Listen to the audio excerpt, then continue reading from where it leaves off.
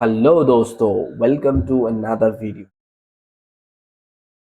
मेरे एक सब्सक्राइबर ने रिक्वेस्ट किया था कि सर एनीमिया के ऊपर एक वीडियो लाइए, तो इसीलिए मैं आज ये वीडियो लेके हाजिर हो चुका हूँ।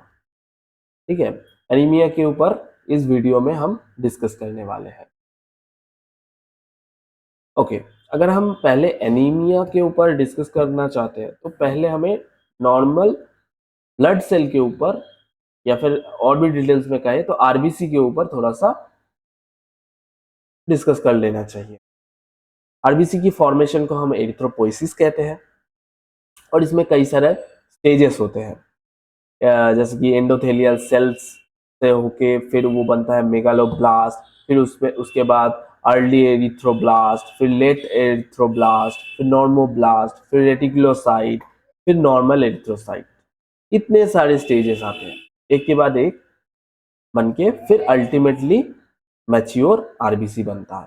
पहले ये न्यूक्लियर रहता है, हर एक सेल का यहाँ पे ये है, हर एक सेल का कैरेक्टरिस्टिक है। आप लोग चाहे तो इसको स्क्रीनशॉट ले सकते हैं। ठीक है, यहाँ पे एक और एक। अब आते हैं कि रेगुलेटिंग फैक्टर। कुछ रेगुलेटिंग फैक्टर होता है जैसे कि डाइट हो गया, आपका एरिथ्रोपोइटिन हो गया, ये रेगुलेट करता है एरिथ्रोपोइसिस को। फिर कुछ आपका प्रिकर्सर्स या स्टिमुलस फॉर मैचुरेशन जैसे कि vitamin B 12, metals, iron, copper, manganese, cobalt, calcium, bile salts. ठीक है, थायरॉक्सिन, कुछ हार्मोन्स, थायरॉक्सिन एड्रिनल कॉर्टेक्स से, ये सब से, ठीक है, ये सब थोड़ा सा इसको रेगुलेट करता है एरिथ्रोपोइसिस को। यही सारे रेगुलेटिंग फैक्टर है एरिथ्रोपोइसिस के लिए। जिनमें एरिथ्रोपोइसिस की प्रॉब्लम होता है या फिर क्रॉनिक किडनी डिजीज के पेशेंट्स में, ये एरिथ्रोपोइटिन तो किडनी से रिलीज होता है, तो क्रॉनिक किडनी डिजीज के पेशेंट्स में हमें अक्सर देखने को मिलता है कि उनमें एनीमिया हो जाता है। ठीक है, अगर आप सस्पेक्ट कर रहे हैं कि क्रॉनिक किडनी डिजीज का, तो आपको ब्लड टेस्ट में हीमोग्लोबिन चेक करना ही पड़ेगा। आगे देखते हैं पैलोर। पैलोर क्या होता है? ये एक क्लिनिकल एग्जामिनेशन, क्लिनिकल फाइंडिंग होता है या फिजिकल फाइंडिंग। ठीक है, पैलोर इज ए फिजिकल फाइंडिंग और clinical finding most commonly associated with anaemia. क्या होता है कि पेलनेस सा लगता है, पेलनेस सा लगता है बॉडी बॉडी में पेलनेस लगता है, जैसे कि कलर नहीं है या रेडिश कलर एब्सेंट है। ठीक है, आंखों में, फेस में, एक्सट्रीमिटीज में, सब जगह पे दिखता है। Pallor in anemia is either due to two reasons. First of all, decreased hemoglobin concentration, and second is shunting away of blood from skin and mucous membrane. ठीक है, तो ये दो कारण से हो सकता है। एक है डिक्रीज हीमोग्लोबिन कॉन्सेंट्रेशन और दूसरा है कि ब्लड शंट हो रहा है, ब्लड ठीक ठाक से स्किन में या म्यूकस मेम्ब्रेन में पहुंच नहीं पा रहा, इसीलिए वहां पे पेलनेस दिख रहा है, वहां पे पैलॉर दिख रहा है। ये हम क्लिनिकल एग्जामिनेशन के टाइम पे देखते हैं कि पेशेंट का पैलॉर कैसा है, ये पैलॉर है भी या नहीं, प्रेजेंट और एब्सेंट, या है तो कितने डिग्री में है। अब आते हैं कि एनीमिया में। Anaemia, what is anaemia?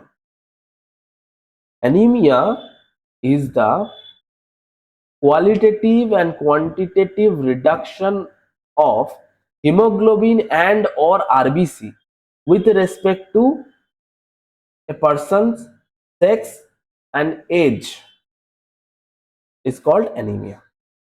ठीक है, this is a condition or this is a qualitative and quantitative reduction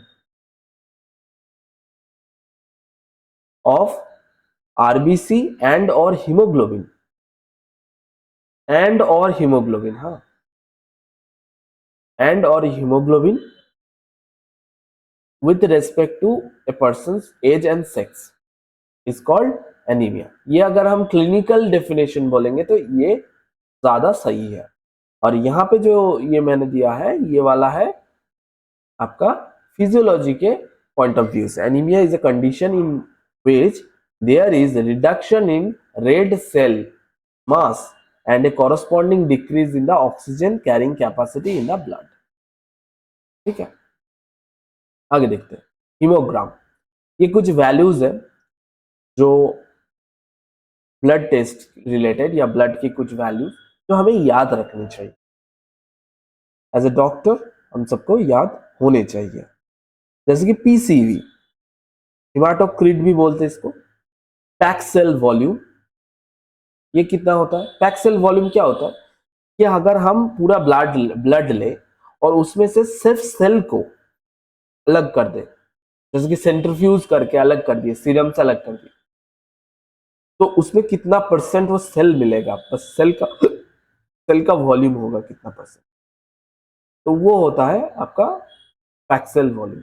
ml पर dl, ml of RBC, mainly तो आरबीसी है ना, तो RBC by dl of blood. In case of male ये थोड़ा ज्यादा होता है, 42 to 51%। In case of female it is 36 to 46। Okay, इतना ml ऑफ आरबीसी पर dl ऑफ ब्लड। आगे देखते हैं हीमोग्लोबिन। हीमोग्लोबिन को हम ग्राम पर डीएल में कैलकुलेट करते हैं। इन case of mail 14 to 18 and in case of female 12 to 15। RBC, RBC होता है, अगर हम 10 to the power 6 बोलेंगे तो वो माइक्रोलीटर होगा, और अगर हमें लीटर में बोलना है तो 10 to the power 12 इसके साथ मल्टीप्लाई करना होगा। तो approximately 4.5 to 6.6 okay 4.5 to 6 million पर डीएल।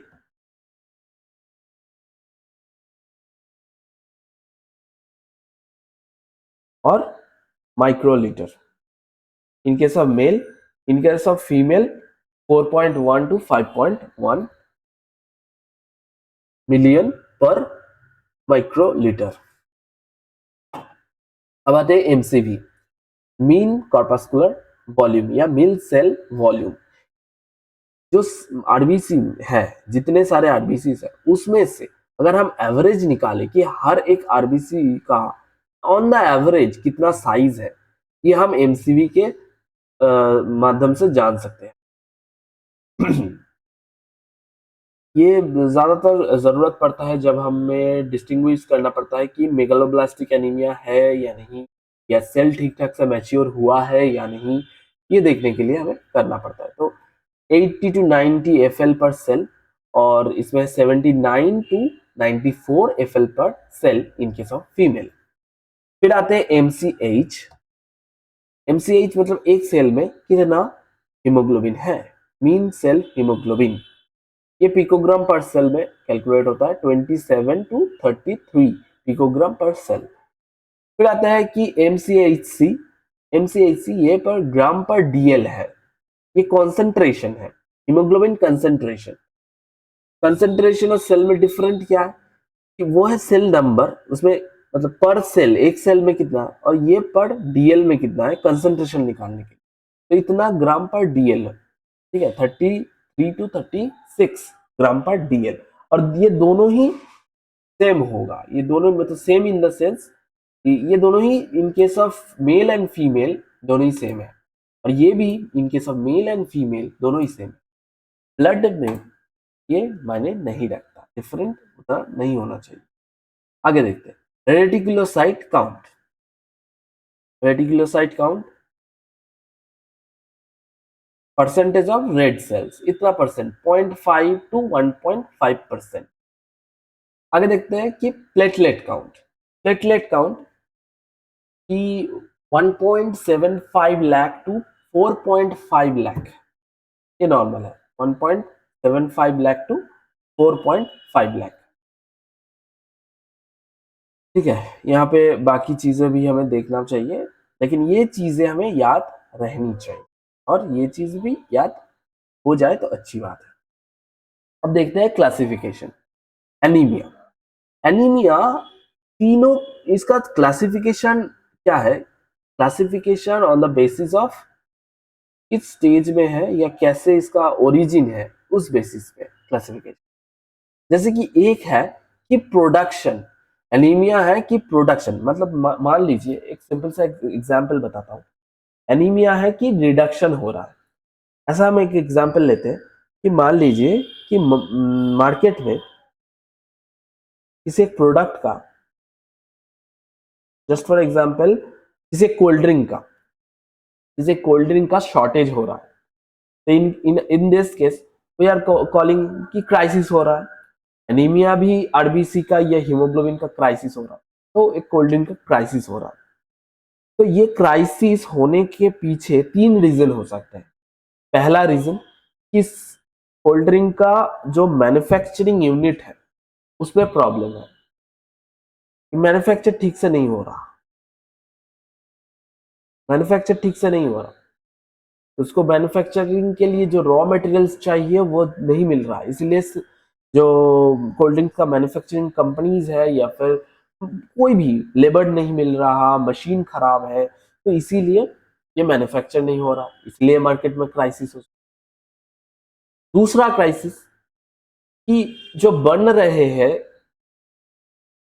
वो जल्दी खराब हो जा रहे हैं, उनको ठीक ठाक से प्रॉपरली प्रिजर्व नहीं किया जा रहा। और तीसरा तीसरा कि वो किसी एक्सीडेंटल डैमेज हो रहा है या लॉस हो जा रहा है। मान लीजिए कि जो ट्रक वो कोल्ड ड्रिंक्स को ले जाते थे, वो ट्रक्स एक्सीडेंट हो गए, ऐसा। तो ये तीनों है, एक है कि प्रोडक्शन में प्रॉब्लम, एक है हिमोलाइसिस हो रहा है, ज्यादा टूट जा रहा है, ठीक से बन नहीं रहा, मतलब हमारा जो कोल्ड ड्रिंक है वो ठीक से बन नहीं रहा, तो बनाने में प्रॉब्लम हो रहा है।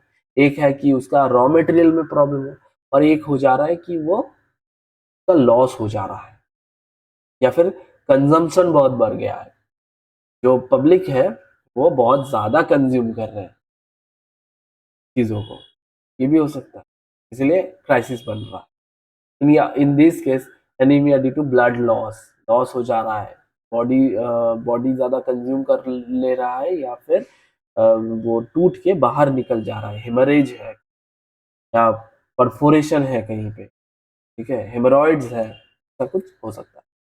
तो पहला आ जाते हैं कि due to decrease cell production, iron deficiency anaemia, ये microcytic hypochromic, microcytic hypochromic iron deficiency anaemia, sideroblastic anaemia, thalassaemia, thalassaemia is a genetic condition है, मैक्रोसिटिक मेगालोब्लास्टिक, मेगालोब्लास्टिक क्यों होता है पहले से ही हम पढ़ते हैं, विटामिन बी 12 की डेफिशिएंसी के, vitamin B 12 deficiency, folic acid deficiency, drug induced, ये सब होता है। Normocytic normochromic, normochromic, leukaemia, aplastic anaemia, liver disorder, anaemia in secondary disease, कोई और डिजीज है जैसे कि लिवर डिजीज है में भी एनीमिया हो सकता है। किडनी डिजीज है, किडनी डिजीज में आपका एरिथ्रोपोइटिन ठीक से प्रोड्यूस नहीं हो रहा, तो फिर हो सकता है।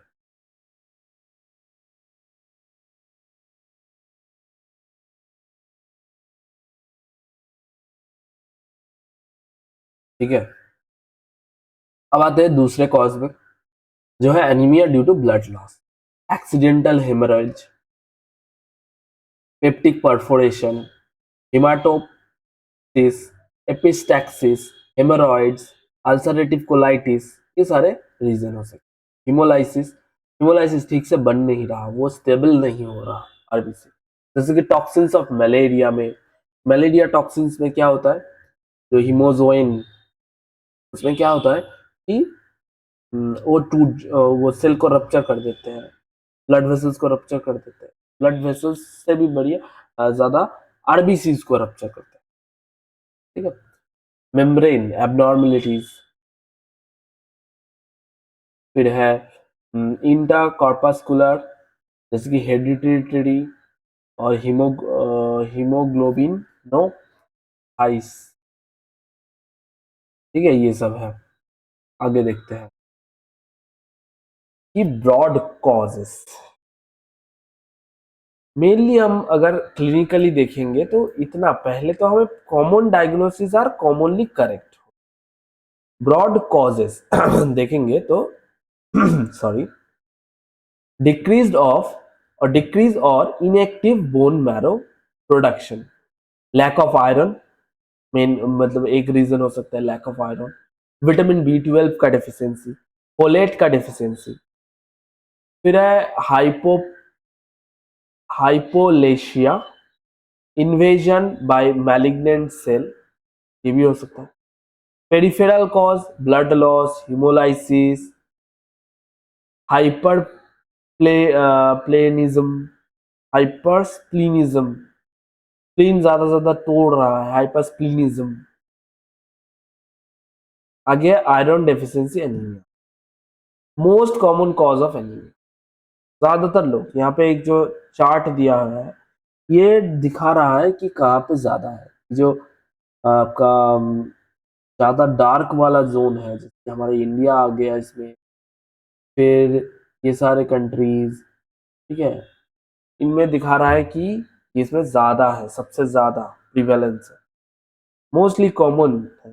उसके बाद आता है ये आपका सेकेंड, अगर इसमें आऊँ तो ये 60% अप्रोक्सीमेट, और यहाँ पे 40 to 59% ये वाले जो जोन है, जैसे कि चाइना आ गया, ब्राजील आ गया, ये सब नॉर्थ अमेरिका, साउथ अमेरिका, ये सब कुछ कुछ पार्ट, इसमें बहुत ही कम प्रिवेलेंस है। परसेंटेज में अगर कहे तो ये वाला 20%, ये जरा ये सारे 20%, ठीक है।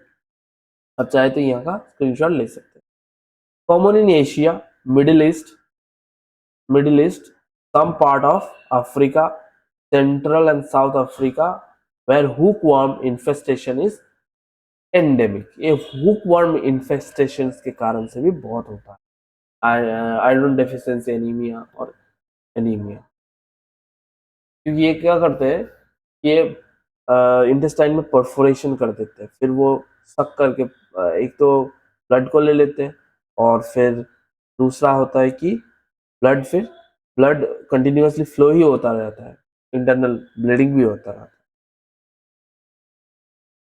फिर aetiologies, insufficient iron in the diet, milk is poor source of iron, इसीलिए बच्चों को आयरन डेफिशिएंसी की टैबलेट्स दी जाते हैं, sorry iron tablets and folic acid की टैबलेट दी, ताकि आयरन डेफिशिएंसी ना हो। Increase cellular requirement of iron, loss of blood by accident or by menstruation, which cause an average loss of 30 milligram of iron per month. Bleeding through GI tract, peptic ulcer, ulcerative colitis, intestinal hookworm, and schistosomiasis. Clinical features, क्या क्या हमें features देखने को मिलता है in clinical presentation of a case? Most individuals are asymptomatic, किसी को पता ही नहीं चलता कि हाँ मुझे एनीमिया हुआ है। एनीमिया एज सच नॉर्मली ये मतलब इतना कॉमन है in case of womens, because क्या होता है कि हमारे टिपिकल हमारी जो माँ होती है उनका एक टिपिकल लड़कियों का माइंड होता है कि घर जितना भी अच्छा अच्छा चीज़ें होते हैं वो सारे अपने बेटों को दे देना, या फिर अपने परिवार के अदर सदस्यों को, अन्य सदस्यों को वो ज़्यादा ज़्यादा अच्छे अच्छे चीज़ें, न्यूट्रिशियस चीज़ें दे रही थी, और खुद जो है मेल न्यूट्रिशन से जूझती रहती है। तो इसीलिए ये ऐसा एसिम्टोमेटिक ही होता रहता है। थकान हो रहा है थोड़ा सा, हाँ काम करते करते थक गए तो ठीक है, फिर उसी में चल लगे। हाँ, घर में हम सभी इसे कोरिलेट कर सकते हैं हमारे माओ के साथ। Patients with severe iron deficiency anaemia shows. अच्छा, अगर अगर ये केस सीवियर हो गया, एनीमिया सीवियर में चला गया, तो इंक्रीज फैटिकेबिलिटी, फटीग फटीग होगा, इंक्रीज फैटिकेबिलिटी। फिर होता है headache, external dyspnoea, ankle oedema, pallor, ये सब।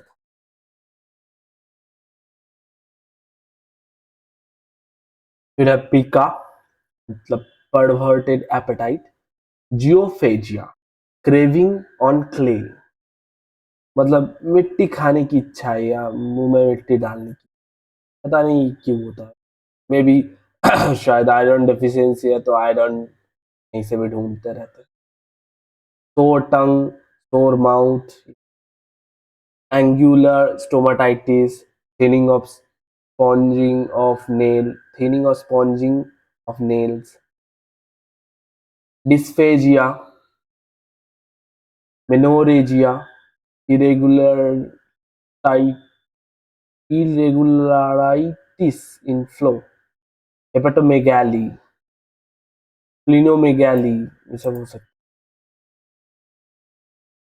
फिर इन्वेस्टिगेशंस, पहले तो हम हीमोग्लोबिन देखेंगे, हीमोग्लोबिन और साइनोमेथामोग्लोबिन वेरिएबली रिड्यूस्ड, देखेंगे कि रिड्यूस्ड है। फिर एमसीवी रिड्यूस्ड रह सकता है, एमसीवी। आरबीसी काउंट नॉर्मल और रिड्यूस रह सकता है।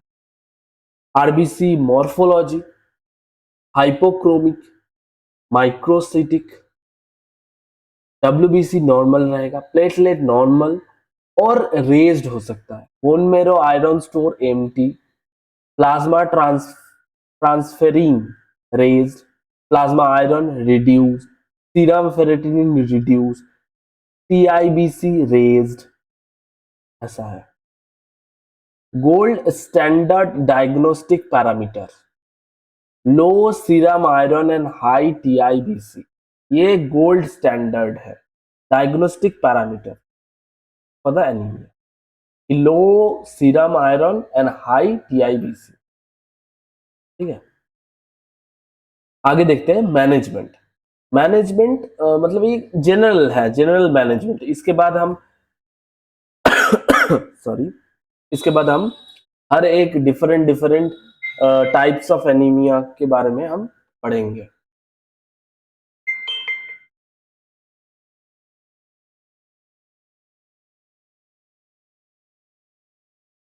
और उनके मैनेजमेंट के बारे में भी पढ़ेंगे। जैसे कि पहला ये general management, ferrous sulphate, iron deficiency है तो ferrous sulphate 200 mg 8 hourly for 3 to 6 months until correction of hemoglobin. Parenteral iron therapy is recommended in case of poor iron absorption or patients having vomiting or diarrhea. It is given in single dose of iron sorbitol, 1.5 milligram of iron per kg body weight. ठीक है, dietary supplements of protein and iron, ये general है कि iron deficiency है मान के चलते हैं।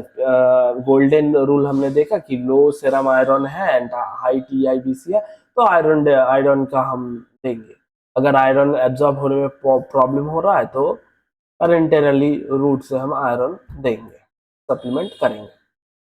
फिर है सिडरोब्लास्टिक एनीमिया, ये टाइप्स ऑफ एनीमिया में एक टाइप है sideroblastic anaemia. Sideroblasts are red cells precursor, हमने पहले ही पढ़ा था। अगर आप पहले वाले हम पेज में चले जाएंगे, यहाँ पे सिडरोब्लास्ट है, ये यहीं पे है सिडरोब्लास्ट, नॉर्मोब्लास्ट,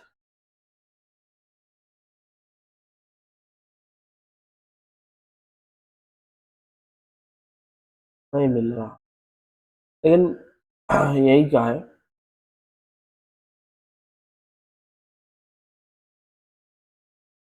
ठीक है, तो सिडरोब्लास्ट जो है उससे आता है sideroblastic anaemia. Sideroblast are red cells precursor containing non haem iron granules, containing non-heme iron granules that stain with Prussian blue।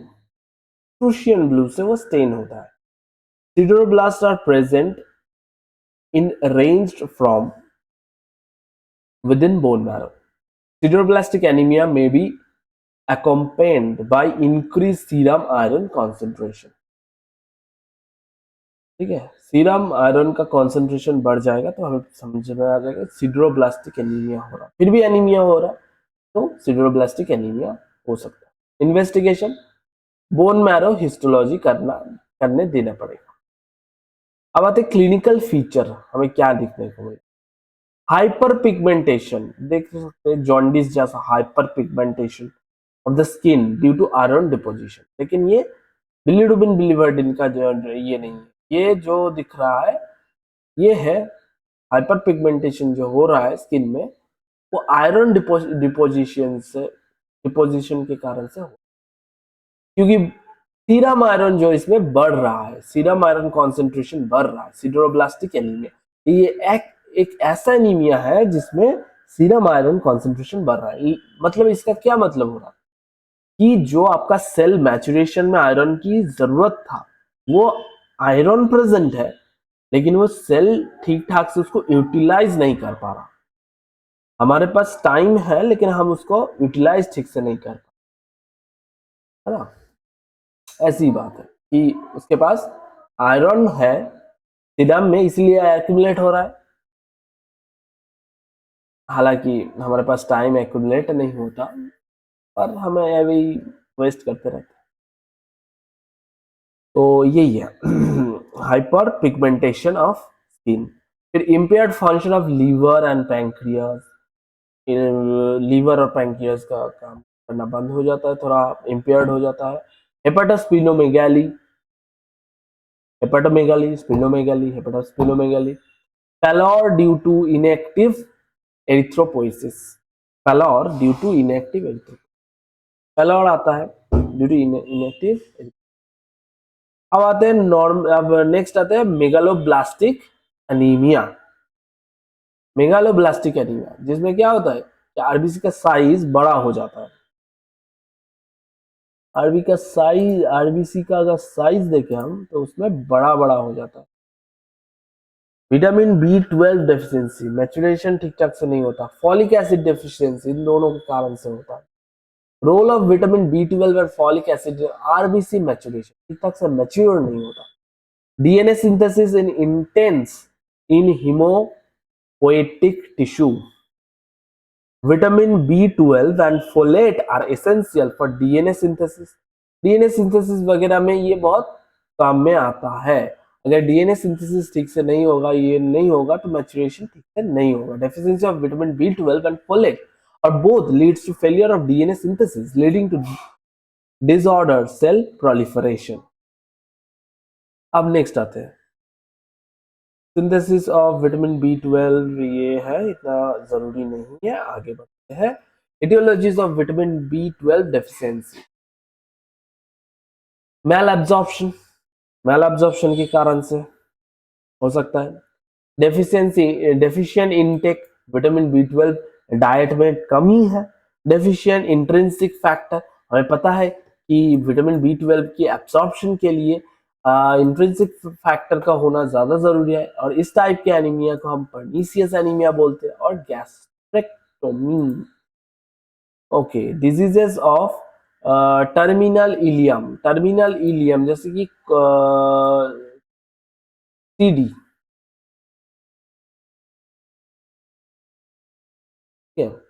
Ileal resection, removal of vitamin B12 from gut by bacterial proliferation, parasites, जैसे कि tape worm हो गया आपका, फिर due to intake of raw और uncooked food, fish. Chronic pancreatitis तो ठीक से जो डाइजेस्टिव एंजाइम्स है वो नहीं एब्जॉर्ब सिक्रेट होगा, तो ठीक से एब्जॉर्ब भी नहीं होता। ड्रग इंड्यूस विटामिन B12 मैल एब्जॉर्ब, ये सारा कुछ हो सकता है कि कोई कोई ऐसा मेडिसिन ले रहे हैं जिसके कारण से विटामिन B12 जो है ठीक से प्रॉपरली एब्जॉर्ब नहीं हो पा, तो अल्टीमेटली विटामिन B12 की डिफिशियंसी हो, ठीक है। अब यहाँ पे ये है, फिर इटियोलॉजी ऑफ फोलेट डेफिशिएंसी, ये भी हो सकता है कि डाइट का प्रॉब्लम, कि वेजिटेबल्स कम ले रहा है, फॉलिक एसिड कम ले रहा है, malabsorption problem, increase demand, जैसे कि प्रेगनेंसी में डिमांड बढ़ जाता है, ड्रग्स जैसे कि एंटी कॉन्वल्सेंट ड्रग, ठीक है, कॉन्ट्रासेप्टिव्स, इनमें ये यूज करने से, कॉन्ट्रासेप्टिव्स यूज करने से वगैरह वगैरह, ड्रग्स यूज करने से इससे फोलेट का डेफिशिएंसी हो सकता है। अल्कोहलिज्म, हाँ अल्कोहलिज्म, अल्कोहल को कंज्यूम करना, ज्यादा कंज्यूम करना, deficiency thiamine, thiamine responsible for abnormal folate metabolism, ठीक है। तो अब इसका अगर पैथोफिजियोलॉजी हम देखेंगे तो defective DNA synthesis in rapidly dividing cell, impairment of RNA and protein synthesis, unbalanced cell proliferation, arrested nuclear maturation, ठीक है। तो ऐसे इमेच्योर आरबीसी ही निकल जाएंगे, मैक्रोसाइट्स आ जाएंगे, ठीक है। मेनली जो प्रोटीन्स, जो सेंट्रल डॉगमा होता है उसमें क्या होता है कि पहले डीएनए बनता है, फिर उसमें से आरएनए बनता है, फिर उसमें से प्रोटीन बनता है। अब इसके मैचुरेशन के लिए भी जो प्रोटीन्स की जरूरत है वो कहाँ से आएंगे, पहले डीएनए में आएगा, फिर वो उससे उसका आरएनए बनेगा। अगर डीएनए सिंथेसिस में ही डिफेक्ट आ रहा है तो आरएनए कैसे बनेगा, ठीक से ठीक ठाक आरएनए नहीं बनेगा, जैसा स्क्रिप्ट वैसा ही चीज होगा, सॉरी। तो impairment of RNA, protein synthesis, ये सब हो गया, तो इसीलिए मैचुरेशन में प्रॉब्लम हो जाएगा। डीएनए ही एक सेल का मेन सब कुछ होता है, उसी का कंट्रोल वहीं पे, वही हेड ऑफिस होता है ना। Impaired DNA synthesis, delayed cell division, hemoglobin synthesis is normal. Hemoglobin synthesis is normal. Defective nuclear maturation, megaloblastic anemia, macrocytic anemia, ठीक है, ऐसा लार्ज आरबीसी होगा, ठीक है, ये सब है। अब है clinical feature of megaloblastic anaemia, क्या होगा, सिम्टम्स, सिम्टम्स किसे बोलते हैं और साइन किसे बोलते हैं। सिम्टम्स हम उस चीज को बोलते हैं जो पेशेंट हमें कंप्लेन करेगा कि कंप्लेनिंग ऑफ दिस थिंग्स, जैसे कि मैलेज, ब्रेथलेसनेस, कि डॉक्टर साहब मुझे सांस लेने में दिक्कत हो रहा है, ये सब, sore mouth, weight loss, altered skin pigmentation, grey hair, impotence, poor memory, depression, personality change, hallucination, visual disturbance, etc. ठीक है। और साइन, साइन वो चीज है जो डॉक्टर ढूंढता है, क्लू ढूंढता है कि डायग्नोस करने के लिए। स्मूथ टंग, साइन है smooth tongue, angular cheilosis, vitiligo, skin pigmentation, heart failure, pyrexia, etcetera. Blood findings, क्या क्या होगा ब्लड फाइंडिंग्स, हम बात कर रहे हैं मेगालोब्लास्टिक एनीमिया जिसमें एमसीवी बड़ा होगा, ज्यादा होगा, इंक्रीज्ड एमसीवी, देखिए इंक्रीज्ड एमसीवी नॉर्मली कितना था, कमेंट करके बताइए, और ये यहाँ पे 100 से ज्यादा नॉर्मली था, शायद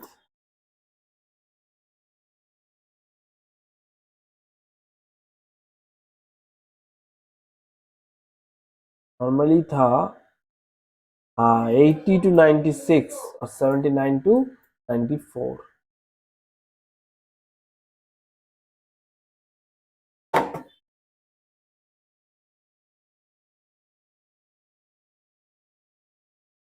ठीक है, ये मेन है।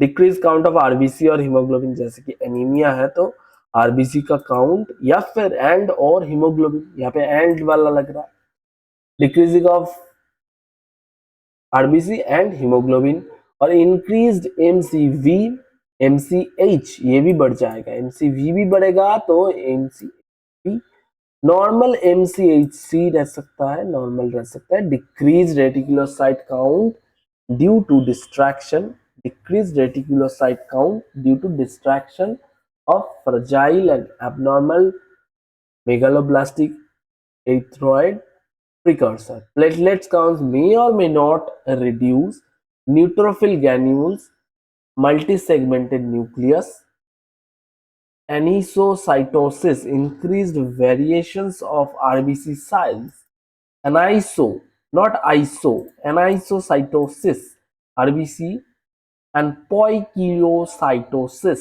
abnormal shape of RBC. ये सब हम अगर माइक्रोस्कोप के अंदर देखेंगे तो दिखेगा। Ovalocytes, oval shape of large RBC. The blood film, megaloblastic anaemia का प्रोफाजिक है, ये सब है। Blood chemistry, increase lactic dehydrogenase, increase hemocysteine and methylnomic acid, methylnomic acid. Bone marrow, bone marrow में हमें मेगालोब्लास्टिक हाइपरप्लेजिया दिखेगा। मैनेजमेंट इनके सब मेगालोब्लास्टिक। तो पहले ही इसका कारण क्या है? विटामिन B12 का मेल एब्जॉर्प्शन या डेफिशिएंसी। तो हमें विटामिन B12 देना पड़ेगा 100 पिकोग्राम पेरेंटियली। एब्जॉर्ब नहीं हो रहा ठीक से तो पेरेंटियली for 2 to 3 days followed by 1500 picogram orally for 3 months. Folic acid 5 gram daily. Ferrous sulfate 200 milligram daily. Blood transfusion if hemoglobin is less than 6 gram per day. ये हमेशा याद रखना, कभी भी किसी भी कंडीशन में पेशेंट का अगर हीमोग्लोबिन देखो कि इतना 6 ग्राम पर DL से कम हो गया है, अगर हम दे सकते हैं, अगर ब्लड ट्रांसफ्यूजन उस पर्टिकुलर पेशेंट में कॉन्ट्रा इंडिकेटेड नहीं है तो हमें इसको इमीडिएटली कंसिडर करना चाहिए। ठीक है, और इसी के साथ हम पहुंच गए हैं इस वीडियो के एकदम अंत पे, इस नोट के अंत पे। Thank you very much for watching this video and please do keep like, comment, share, subscribe. क्योंकि आप लोग कमेंट करते हैं तो मुझे बहुत ही पॉजिटिव एक फीडबैक मिलता है और इंस्पिरेशन मिलता है। जैसे कि आज मुझे ये वीडियो बनाने का बिल्कुल मन नहीं कर, लेकिन मैंने जब देखा कि मेरे सब्सक्राइबर ने कमेंट किया तो मुझे बहुत अच्छा लगा। तो सोचे कि नहीं, जब अच्छा लग रहा है और ऐसे अच्छे अच्छे पॉजिटिव कमेंट्स आ रहे हैं तो फिर बनाया जाए। थैंक यू वेरी मच, मिलते हैं अगले वीडियो में।